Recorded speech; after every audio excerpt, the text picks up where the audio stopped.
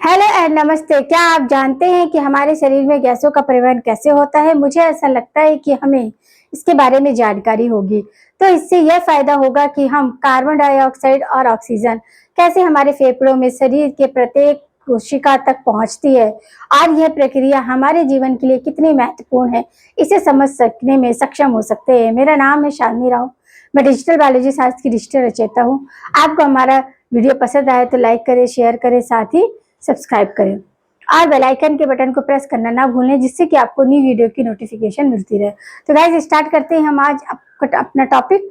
हमारा क्या चल रहा है? ह्यूमन फिजियोलॉजी चल रहा है, जिसमें कि हम breathing and exchange of gases वाला टॉपिक कर रहे हैं, जिसका हमारा आज पार्ट 8 है। तो हमने इससे पहले पार्ट में क्या देखा कि किस तरह आपका एक्सचेंज ऑफ गैसेस हो रहा है, आपका किसके वाया दो तरीके के, आपको transport of oxygen and transport of carbon dioxide. उसी का हमने कैसे देखा कि पल्मोनरी वॉल्व में कैसे आपका एविलाई में ऑक्सीजन रिच एयर आती है और फिर आपका पल्मोनरी कैपिलरीज में क्या होता है, कार्बन डाइऑक्साइड की एक्सेस होती है। क्यों? पल्मोनरी कैपिलरीज जो होती है वो हमारी राइट वेंट्रिकल से निकलती है और उसमें कैसा ब्लड होता है? डीऑक्सीजनेटेड, जिसकी वजह से उसमें कार्बन डाइऑक्साइड की एक्सेस होती है। तो एविलाई से आने वाला एयर में ऑक्सीजन रिच होता है, तो ऑक्सीजन यहाँ डिफ्यूज हो जाती है सिंपल डिफ्यूजन के थ्रू, और आपका क्या होता है? कार्बन डाइऑक्साइड एविलाई में चली जाती है। और ये सिंपल हमारा मैकेनिज्म जो ब्रीथिंग का है कि सांस लेना और सांस छोड़ना, तो वो वहां पर क्या होता है? ऑक्सीजन रिच एयर को हम अंदर लेते हैं और कार्बन डाइऑक्साइड रिच एयर को बाहर करते हैं। तो इस तरह आपका हमने ये पूरा डिटेल आपको देखा। अब हम देखेंगे कि इसमें आपका कार्बन डाइऑक्साइड, आपका हीमोग्लोबिन और ऑक्सीजन ये यहाँ कहाँ पर डिसएसोसिएट होते हैं, कहाँ पर एसोसिएट होते हैं, ये हमने पिछले आपका फिगर में बता दिया है। उसके आगे ही कंटिन्यू है। और आपको क्या करना है कि सब चीजों को बहुत ही सिस्टमेटिक तरीके से सारे पार्ट को पढ़ना है। ऐसा नहीं कि आज आप ये एक पढ़ रहे हो और फिर आपको समझ नहीं आ रहा है, आप कमेंट करने में लगे हुए हो कि क्या है, कुछ भी समझ नहीं आता है, क्या ही टीचर पढ़ाती। ऐसा नहीं है, आपको पार्ट 1 से देखना पड़ेगा, क्योंकि सारे पार्ट एक दूसरे से कोरिलेट होते हैं। जिस तरह आपका टेक्स्ट बुक है, टेक्स्ट बुक आपका इंडेक्स बना हुआ है, लेसन 1, लेसन 2, टॉपिक 1, 1, 2 ऐसे है आपका, वैसे ही आपके क्या है कि कोई भी टॉपिक है स्टार्ट हो रहा है तो वो पार्ट 1 पार्ट 2 में डिवाइड होके आपको पूरे कंसेप्ट को क्लियर करेगी। ऐसा नहीं है कि आपको कुछ भी समझ में नहीं आएगा। हाँ, अगर आपने बिल्कुल भी सीरियसली नहीं देखा है तो आपको हो सकता है आपने बिल्कुल भी आपको ज्ञान नहीं है, आप अपनी एनसीईआरटी भी रीड नहीं करते हैं, तो आप ये कह सकते हैं कि वीडियो देख के हमें कुछ भी नहीं आता है। ऐसा कुछ नहीं है, आपको समझना पड़ेगा। सारे टीचर्स सब अपनी क्षमता के अनुसार सब एक्सप्लेन करने की कोशिश करते हैं और यही काम सब करते हैं। ऐसा नहीं है कि कोई कम करता है, कोई ज्यादा करता है। अब बच्चों का लेवल होता है कि किसी को ज्यादा समझ आता है, किसी को कम समझ आता है, बट टीचर का स्टाइल क्या होता है? किसी एनर्जेटिक होता है, किसी का ज्यादा मोर क्रिएटिव होता है। और वो भी होता है, अभी टीचर मोर क्रिएटिविटी से पढ़ा रही है बट स्टूडेंट समझने की कोशिश नहीं कर रहा है, तो उसमें भी आपके फॉल्ट दोनों तरफ से होंगे। ऐसा नहीं कि एक ही में फॉल्ट है, दोनों में ही है फॉल्ट। ये मैं इसलिए नहीं कह रही हूँ कि मतलब ऐसा, मतलब मैं इसलिए कह रही हूँ कि आप लोग स्टडी करिए, क्योंकि स्टडी करे बिना ही किसी को जज करना, हम किसी को जज नहीं कर सकते। हमें सिर्फ अपने काम करने चाहिए, और काम भी कैसे करने चाहिए? जो हमसे रिलेटेड, जो हम एफोर्ड कर सकते हैं, जितना हमसे हो सकता है हमें 100% अपने काम पे विश्वास रखना चाहिए। शॉर्टकट जैसी चीजें कुछ भी नहीं होती है। आप डिटेल पढ़िए, हर चीज को अच्छे से एक्सप्लेन करिए, हर कंसेप्ट को करने की कोशिश करिए, क्योंकि कहीं पर ऐसे भी मोड़ आ सकता है कि आपको ये कंसेप्ट जो चीजें हैं अगर आपको दिमाग में होगी तो आप क्या कर सकते हो? किसी को टीच भी कर सकते हो। तो जब आप टीचिंग करोगे तो आपको लगेगा कि मेरे कंसेप्ट क्लियर है, तो मैं टीचर अपने बच्चों को भी अधिक कंसेप्ट क्लियर कर सकता हूँ। तो हर चीज को ऐसे तरीके से पढ़िए कि आप उसको एनालाइज करिए। ऐसा नहीं कि सिर्फ टाइम पास किया, पढ़ा और चल दिए, ऐसा नहीं करना चाहिए। करना क्या है आपको कि पढ़ना है। तो हम आते हैं अपने टॉपिक पे। बात हमने स्टार्टिंग में कर लिया, बट अभी हम अपने टॉपिक पे आते हैं। हमारा टॉपिक चल रहा है oxygen haemoglobin association dissociation curve, कि कहाँ एसोसिएशन होता है, कहाँ डिसएसोसिएशन। ये सिम्बॉइडल कर्व होता है। कैसा होता है? सिम्बॉइडल होता है, जो कि टू साइड में आपका डिसएसोसिएट और एसोसिएट होता है। लेफ्ट साइड में जो होता है वो क्या होगा? आपका एसोसिएट होता है। क्या होता है लेफ्ट साइड में? एसोसिएट होता है। लंग्स एविलाई, जो लेफ्ट साइड है वो लंग्स में पहला, और फिर दूसरा जो होता है सिस्टमेटिक कैपिलरी में मैंने आपको बताया, तो वो क्या होता है? टिश्यू लेवल पे होता है। हमारा रेस्पिरेशन दो ही है, एक तो आपका एविलाई लेवल है, दो है ना आपको, एक वाया एविलाई और एक आपका क्या दो फेज है आपका, फेज 1 और फेज 2। फेज 1 में क्या है आपका, फेज 1 में आपका आता है एविलाई और फेज 2 में आते हैं टिश्यू। तो एविलाई में होगा तो आपका क्या होगा, एसोसिएशन होगा, लंग्स में एसोसिएशन होगा किसका, आपका हाइड्रोजन आयंस का, आपका हाइड्रोजन आयन का, पीएच का, ये सबका एसोसिएशन डिसोसिएशन तो समझते हैं ना कि हाइड्रोजन आयन की एक्सेस कहाँ हो रही है, कहाँ पीएच आपका कम हो रहा है, कहाँ ज्यादा हो रहा है ना, वही। तो आपका क्या है कि सिम्बॉइडल कर्व होता है और लेफ्ट साइड में ये एसोसिएशन देता है, जबकि टिश्यू साइड में फेज 2 में जो टिश्यू लेवल होता है वहां पर डिसोसिएशन देता है। तो जब ये एसोसिएशन लेफ्ट साइड में देता है तो यहाँ पर क्या होता है, हाइड्रोजन आयन डिक्रीज हो जाता है, जबकि पीएच आपका बढ़ जाता है। क्यों? क्योंकि यहाँ पर जो मीडियम होता है वो एल्कलाइन हो जाता है। कैसा हो जाता है? एल्कलाइन हो जाता है।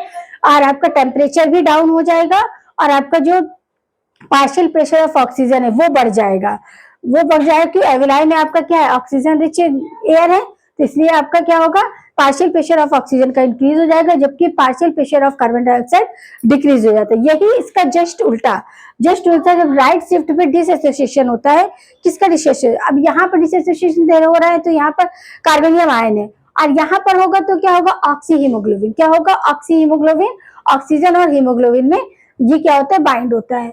तो टिश्यू लेवल पर होता है तो इसमें क्या होता है, हाइड्रोजन आयंस बढ़ जाते हैं। आपके लेफ्ट साइड में क्या होता है, हाइड्रोजन आयन कम हो रहे थे, यहाँ पर हाइड्रोजन आयन बढ़ जाएंगे और आपका पीएच लेवल जो होगा वो एल्कलाइन से एसिडिक हो जाएगा, तो पीएच वैल्यू क्या हो जाएगी, लेस हो जाएगी, पीएच वैल्यू लेस हो जाएगी। टेम्परेचर आपका इंक्रीज हो जाएगा। जब टेम्परेचर इंक्रीज हो जाएगा तो इस एक्टिविटी को कहते हैं हाइपरथर्मिया। क्या बोलते हैं, हाइपरथर्मिया। और आपका concentration, partial pressure of carbon dioxide का वो भी बढ़ जाएगा। तो partial pressure of carbon dioxide का बढ़ गया तो उसे क्या बोलते हैं, हाइपर कार्बन हीमोग्लोबिन बोलते हैं। और आपका ऑक्सीजन का पार्शियल प्रेशर ये डाउन हो जाएगा, हाइपोक्सिया बोलते हैं इसे। तो एसोसिएशन में क्या होगा, ऑक्सीजन का पार्शियल प्रेशर इंक्रीज होगा क्योंकि एसोसिएशन हो रहा है। डिसएसोसिएशन में किसका होगा, कार्बन डाइऑक्साइड का लेवल क्या होगा, डिसएसोसिएशन। ये समझ में आया?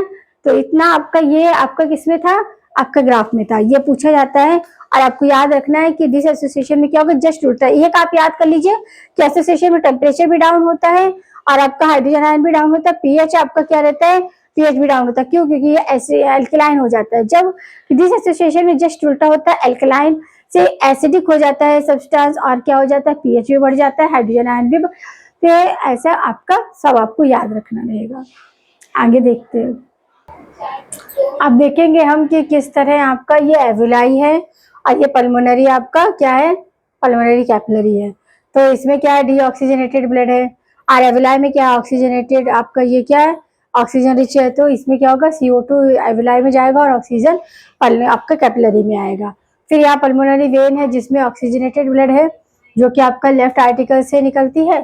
तो ये क्या होगा आपका, इसमें कार्बन डाइऑक्साइड का जो पार्शियल प्रेशर होगा 40 मिलीमीटर एसजी होगा और इसका ऑक्सीजन का होगा 95 मिलीमीटर। इसी तरह आपका नीचे आएंगे तो लेफ्ट वेंट्रिकल्स में आपका क्या होता है, सिस्टमिक एरोटा होता है। सिस्टमिक एरोटा किसमें टूटता है, सिस्टमेटिक आरटी में। आरटी में भी आपका ऑक्सीजनेटेड ब्लड है तो इसका जो पार्शियली प्रेशर होगा ऑक्सीजन का क्या होगा, 45 नैनोमीटर होगा, मिलीमीटर होगा, जबकि कार्बन डाइऑक्साइड का 40 होगा। अब इसके बाद यहाँ टिश्यू सिस्टम है। तो टिश्यू में क्या हो रहा है कि टिश्यू में आपका क्या चल रहा है, आपका ग्लाइकोलिसिस चल रही है, क्रैब साइकिल चल रही है, इलेक्ट्रॉन ट्रांसफर सिस्टम चल रहा है, तो वहाँ भी ऑक्सीजन की जरूरत होती है। तो यहाँ पर ऑक्सीजन की क्या होती है, डिक्रीजेस होती है, जबकि एक्सेस कार्बन डाइऑक्साइड। तो यहाँ पर क्या है, आपका ऑक्सीजनेटेड ब्लड है, मगर यहाँ का टिश्यू का जो सिंपल डिफ्यूजन से आपका CO2 यहाँ पहुंचेगा तो ये क्या हो जाएगा, यहाँ पर डीऑक्सीजनेटेड। अब सिस्टमिक जो वेन में है वो क्या हो जाएगा, डीऑक्सीजनेटेड ब्लड हो जाएगा। और यहाँ पर क्या, अब यहाँ पर देखो, यहाँ पर आ गया तो यहाँ पर इसका वॉल्यूम भी चेंज हो जाएगा। कार्बन डाइऑक्साइड का आपका 40 मिलीमीटर हो जाएगा, मिलीग्राम हो जाएगा और इसका 40 हो जाएगा। फिर ये क्या है आपका, इस तरह साइकिल चल रहा है। फिर इसमें एसोसिएशन देखो, कैपिलरीज में आपका 2 लेवल पर होता है। एविलाई लेवल पे एसोसिएशन हुआ यानी कि हीमोग्लोबिन और आपका ऑक्सीजन, जबकि डिसएसोसिएशन टिश्यू लेवल पर होता है जहां पर हीमोग्लोबिन से ऑक्सीजन ब्रेकडाउन होती है। यहाँ पर क्या होती है, हीमोग्लोबिन से ऑक्सीजन ब्रेकडाउन हो रही है और यहाँ पर हीमोग्लोबिन और ऑक्सीजन क्या हो रहा है, बाइंड हो रहे हैं। समझ लग रहा है आपको, चीजें समझ आ रही है तो क्या करना है, आपको चैनल को लाइक करना है, सब्सक्राइब करना है और साथ ही अपने फ्रेंड के साथ शेयर करना है। अब हम देखेंगे कि किस तरह आपका कैपिलरी में किस तरह आपका एक्सचेंज होता है। तो क्या हुआ कि इसमें हीमोग्लोबिन आपका जिस तरह वो विलाई आई रिएक्शन होता है, तो क्या होता है इसमें 7% कार्बन डाइऑक्साइड प्लाज्मा के थ्रू और 93% आपका CO2 ये तो रहता ही है इसमें। 97 आपका हीमोग्लोबिन के और 3% आपका प्लाज्मा का। तो आया आपका क्या, ये विलाई आई, तो आपका क्या होता है, ये वाटर बनता है और 70% कार्बन डाइऑक्साइड। ये 70% कार्बन डाइऑक्साइड हाइड्रोजन के साथ मिलकर क्या बनाता है, हाइड्रोनिक आयन बनाता है।